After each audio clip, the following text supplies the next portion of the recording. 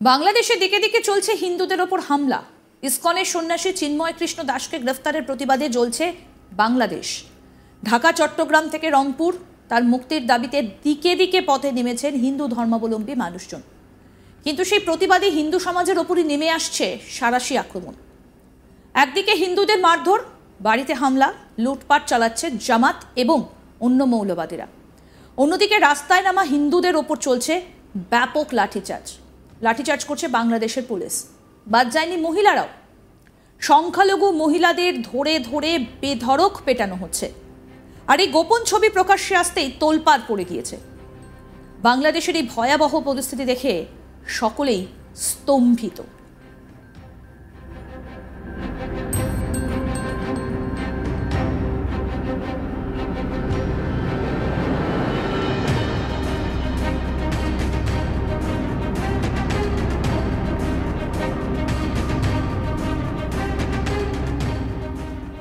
গত 5ই আগস্টের পর দেশে সনাতন ধর্মাবলম্বীর নামে কয়েক দফা সমাবেশ অনুষ্ঠিত হয়। সেসব সমাবেশ থেকে চিন্ময় কৃষ্ণ দাস বর্তমান সরকারের উদ্দেশ্যে নাকি রাষ্ট্রদ্রোহিতার কথা বলেছেন। তিনি নাকি হুমকিও দিয়েছেন বলে দাবি। এর আগে চট্টগ্রাম লালদিঘি মাঠে সমাবেশ করা হয় বাংলাদেশ সনাতন জাগরণ মঞ্চের নামে। সমাবেশে এই চিন্ময় কৃষ্ণ দাস নাকি গরম গরম কথা বলছিলেন।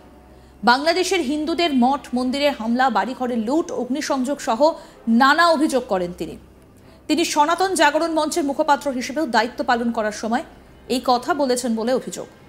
এছাড়াও জাতীয় পতাকা অবমাননার অভিযোগ তুলেছে ইউনূস সরকার। বাংলাদেশে হিন্দুদের ওপর লাগাতার নির্যাতনের প্রতিবাদে এবং ইসকনের সন্ন্যাসী চিন্ময় কৃষ্ণ দাসের মুক্তির দাবিতে বৃহস্পতিবার কলকাতার রাস্তায় বিশাল মিছিল করেছে হিন্দু সংগঠনগুলো।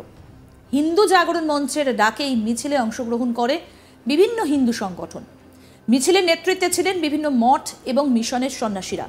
শিয়ালদা থেকে আচার্য জগদীশ চন্দ্র বসু রোড ধরে গিয়ে বাংলাদেশ ডেপুটি হাইকমিশনের সামনে শেষ হয় মিছিল থেকে চলে স্লোগান।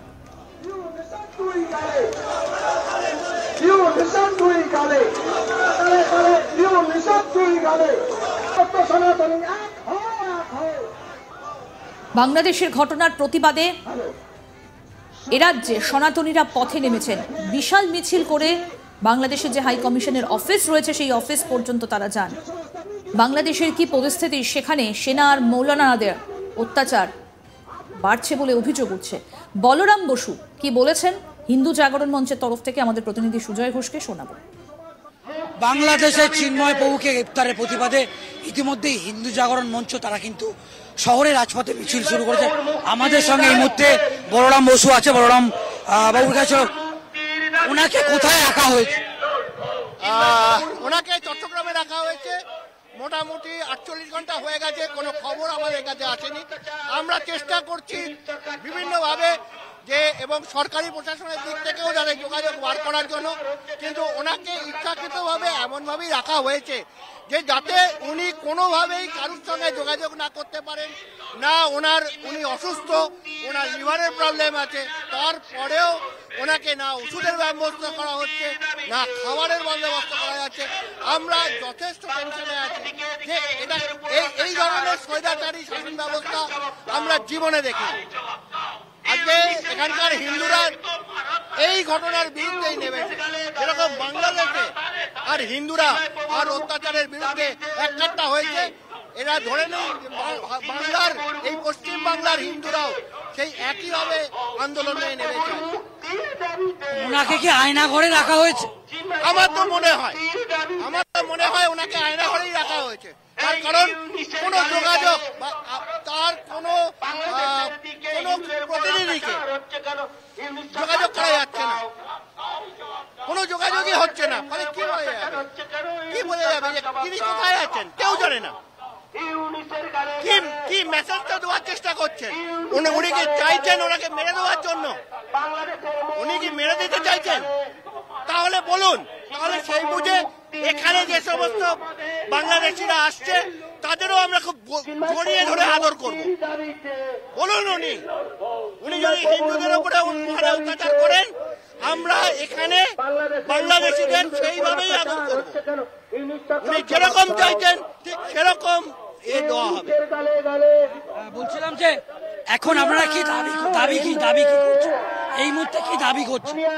ইমিডিয়েট নিঃশর্ত মুক্তির দাবি করছি, আর ভারত সরকারের কাছে বলছি যে সমস্ত ব্যবসা বাণিজ্য বন্ধ করে দিন। এবং আমি সমস্ত অন্য সনাতনী হিন্দুদের বলছি, কোনোভাবেই বাংলাদেশে যাতে কোনো প্রোডাক্ট না ঢোকে, তার জন্য আপনাদের এগিয়ে আসতে হবে। দরকার পড়লে গাড়ি বন্ধ করে নিন, ইঞ্জিন খুলে নিন, হাওয়া খুলে নিন, পেট্রোল ডিজেল ফেলে নিন, ব্যাটারি খুলে নিন। কোনোভাবেই যেন বাংলাদেশে কোনো খাবার বা অন্য ধরনের পণ্য ঢোকে। আজকে যে দাবি, আমরা যেটা দেখছি যে সারা রাজ্য জুড়ে কিন্তু এর একটা এফেক্ট পড়েছে। হিন্দু সমাজ বেরিয়ে এসছে, বিক্ষোভ দেখাচ্ছে, কিন্তু তৃণমূল কংগ্রেসের পক্ষ থেকে এখনো সেইভাবে কোনো প্রতিক্রিয়া আসেনি। কি বলবে? তৃণমূল সরকার তো করবে না এর প্রতিবাদ। তিনি তো পরিষ্কার বলেছেন যে আমরা তোষামত করব এদের মুসলমানদের, যারা ব্লক ভোট দেয় তাদের তোষামত করব। কেন উনি আমাদের হয়ে কথা বলবেন? কেন কথা বলবেন? উনি তো ওনার কাছ থেকে তো আশাও করি না ওনারা কথা বলবেন। উনি তো কোনোদিন সত্যের পক্ষে ছিলেন না, না তো উনি সত্যের পক্ষে আছেন। এই মুহূর্তে বাংলাদেশে হিন্দুদের অবস্থা কি, মানে কি আছে এই মুহূর্তে? কি বলবো, যদি কথাটা বলি আপনাদের শুনতে খারাপ লাগবে, যে কুকুরও এর থেকে ভালো কন্ডিশনে থাকে। ওখানকার হিন্দুরা কুকুরের থেকেও অবস্থা খারাপ। তাদের এবেলা ওবেলা লাঠি, এবেলা ওবেলা তরোয়ালের কোপ খেতে হচ্ছে। ফলে ওখানকার হিন্দুরা কিভাবে বেঁচে রয়েছে সেটা নিজের চোখে না দেখলে চোখে জল পড়বে না। ডক্টর ইউনূস কিন্তু যখন অন্তর্বর্তী সরকার তৈরি করেছিলেন, বলেছিলেন হিন্দুদের অন্তর্বর্তী সরকার সুরক্ষা দেবে, কিন্তু তার জায়গায় এটা কি হচ্ছে? না, ইসলামে আল তাকিয়া বলে একটা কথা আছে, ওটা মিথ্যে কথা বলা। তো উনি আল তাকিয়া করেছেন, এই বিষয়ে তো কোনো সন্দেহ নেই। প্রয়োজনের জন্য মিথ্যে কথা বলাটাকে আল তাকিয়া বলে। উনি কি ওনার পরিবারের হিস্ট্রি মৌলবাদী লোকেদের বলেছেন যে ওনার মেয়ে সমকামী, ওনার মেয়ে ড্রাগ নেয় বলেছেন উনি? তাহলে কি ধরে নেব? উনি একদিকে লোকাবেন, একদিকে হিন্দুদের উপর আক্রমণ করবেন, বৌদ্ধদের উপর আক্রমণ হবে চট্টগ্রামে, খ্রিস্টানদের করবেন, অত্যাচার করবেন। কি বলতে চাইছেন উনি?